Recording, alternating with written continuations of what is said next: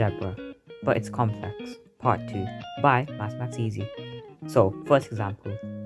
3 over 4x plus 1 is equal to 7 over x minus 3, and we must solve for x. To do this, we have to times the denominator of the right hand side by the numerator of the left hand side. And we do the opposite. The denominator of the left hand side times by the numerator of the right hand side. First, we do 3 times x minus 3, and we write it as shown now. And this is equal to 7 times 4x plus 1, shown now. We must expand, so 3 times x is 3x, 3 times minus 3 is minus 9, and this is equal to 7 times 4x, which is 28, plus 7 times 1, which is 7. Therefore, 3x minus 9 is equal to 28x plus 7. We must minus 3x both sides and minus 7 from both sides, so we can get x on its own.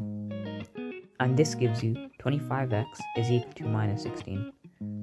To get x on its own, all you have to do is divide by 25 each side. And that'll give you x is equal to minus 16 over 25. That's all for today. See you in the next.